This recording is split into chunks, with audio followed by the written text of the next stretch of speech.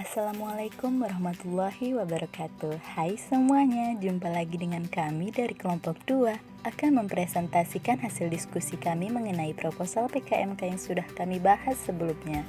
Namun perkenalan dengan anggota kami dulu ya. Tania Anissa Siregar, si cantik yang periang. Sri Rahayu, si pendiam yang pintar. Reski Ramadina Sitorus, wanita yang luar biasa. Kami berasal dari Universitas Negeri Medan dengan dosen pengampu Bapak Jumedi Awe. Langsung saja yuk kita masuk ke dalam pembahasan. Di pembahasan pertama, kami akan menjelaskan mengenai latar belakang dari pembuatan PKMK yang akan kami bahas kali ini. Di video ini, kami akan membahas mengenai PKMK yang akan kami buat, yakni puan, yaitu pulut durian.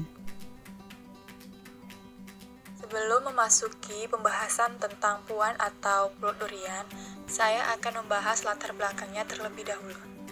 Berbagai jenis wirausaha dapat menjadi alternatif dalam pemilihan ide bagi calon kewirausahaan. Salah satu dari jenis tersebut ialah kewirausahaan dalam bidang pangan olahan yang dapat menjadi ide alternatif yang menjanjikan. Sebagai wirausahawan pemula, sangat dianjurkan untuk lebih kreatif dan inovatif dengan wirausaha yang dijalankannya. Artinya, selalu melakukan diversifikasi produk atau pengembangan produk agar memiliki variasi lebih dan mempunyai kelebihan dibanding pesaingnya. Inovasi juga dilakukan agar konsumen tidak jenuh dengan produk yang sudah ada. Walaupun produk olahan, inovasi tetap bisa dilakukan, baik inovasi dari sisi rasa, bentuk, maupun kemasannya.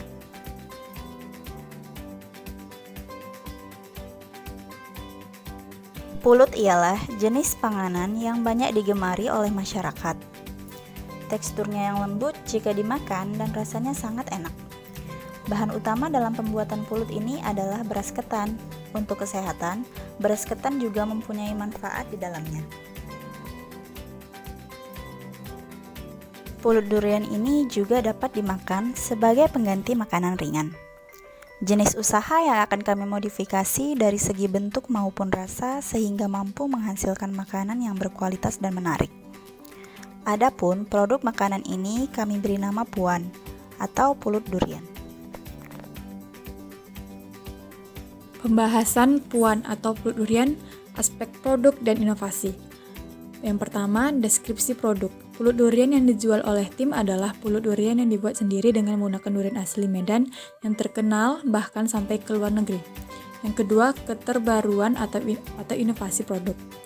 Pulut durian tetap mempertahankan cita rasa tradisional dan berinovasi pada pengemasan produk, di mana pengemasan akan menggunakan kemasan yang terlihat elegan dan dapat membuat anak muda semakin tertarik. Yang ketiga, manfaat produk dan dampak sosial ekonomi. Pulut durian ini dapat dijadikan cemilan di saat sedang lapar, namun belum memasuki waktu makan sesungguhnya. Pulut durian ini akan kami jual dengan harga yang lebih mahal karena kreasi dan inovatif. Ini dapat berdampak pada penjual durian dan juga beras ketan di daerah kami. Yang keempat, keunikan atau keunggulan produk. Pulut durian yang kami jual ini memiliki keunikan atau keunggulan dalam cita, rasa tradisional, dan kemasannya. Kami membuat kemasan yang simpel tetapi berwarna yang dapat membuat konsumen tertarik untuk mencoba pulut durian kami. Pada pembahasan berikutnya, kami akan menjelaskan mengenai gambaran umum dari rencana usaha PKMK yang akan kami jalankan. Untuk mengolah pulut durian, kami memerlukan bahan-bahan berikut ini.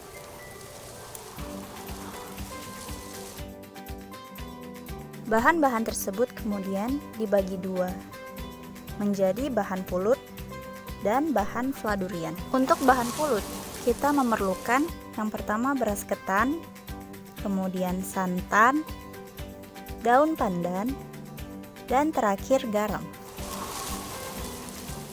Untuk bahan fladurian, kita memerlukan air santan, garam, gula merah, dan gula putih.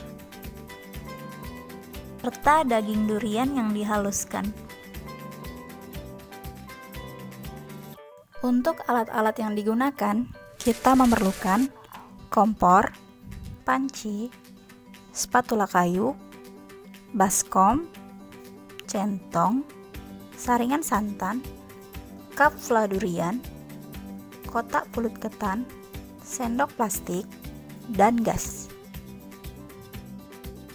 Setelah bahan dan alat lengkap, berikutnya akan dijelaskan mengenai pembuatan pulut durian.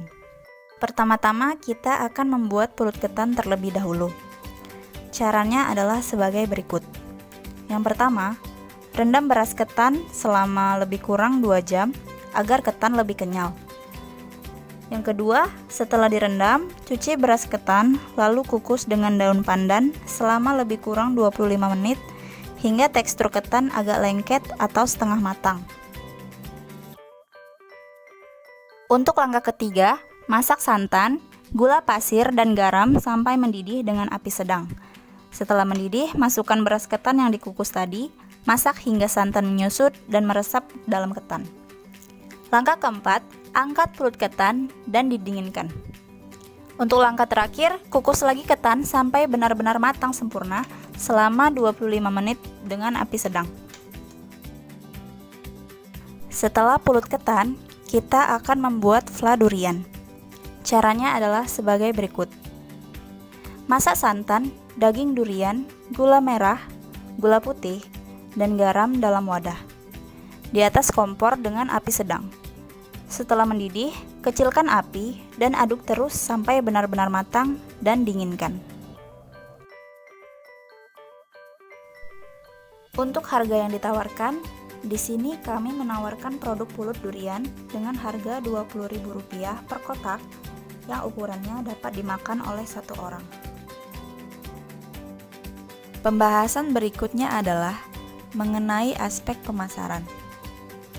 Salah satu yang dibahas adalah mengenai target pasar. Yang pertama adalah dengan menjadi supplier untuk acara seperti acara ulang tahun, arisan, seminar, dan lain-lain. Untuk target pasar yang kedua, dijual langsung, yakni ke konsumen dengan target anak-anak, pelajar, mahasiswa, maupun orang tua. Untuk target ketiga, biasa dilakukan melalui open order via online seperti Instagram, Facebook, Twitter, WhatsApp, dan sosial media lainnya.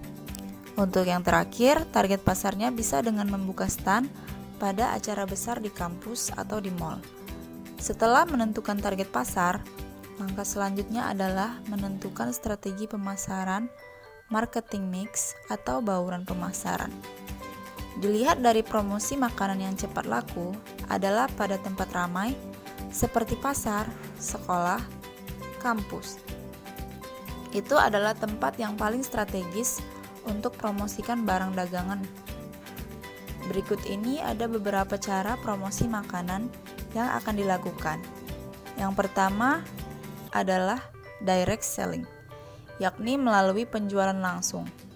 Cara ini lebih efektif karena langsung bertemu dengan pembelinya dan bisa langsung mempromosikan makanan yang dijual. Cara kedua melalui internet. Cara ini semoga saja efektif. Saat ini semua orang memakai internet. Cara ini cukup memberikan informasi yang lebih kepada orang karena saat ini banyak orang membuka internet seperti Facebook, Instagram, WhatsApp, dan lain-lain. Selanjutnya ialah aspek keuangan. Dalam aspek keuangan, kita akan membahas mengenai kebutuhan dana, sumber dana, dan perhitungan laba rugi. Kenapa aspek keuangan penting? Karena pada dasarnya setiap usaha yang dimulai pasti membutuhkan biaya. Begitupun dengan usaha kami. Biaya yang pertama ialah biaya bahan habis pakai yang terdiri dari beras ketan seharga Rp25.000, santan seharga Rp20.000, daun pandan Rp2.000, garam Rp7.000, gula merah Rp28.000, gula putih Rp15.000, daging durian Rp60.000, vanila bubuk Rp5.000, maizena Rp6.500, dan dari semua bahan habis pakai memakan biaya sebesar 168.500. Kemudian ialah peralatan. Peralatan yang dibutuhkan dalam usaha puan ini seperti panci 2 buah seharga 160.000, kompor 1 buah seharga 250.000, baskom 3 buah seharga 120.000, spatula kayu seharga 26.000, centong seharga 23.000, cup fladurian seharga 100.000, kotak kemasan pulut ketan seharga 50.000, sendok plastik seharga 15.000, gas seharga 22.000. Maka total biaya untuk peralatan sebesar 766.000.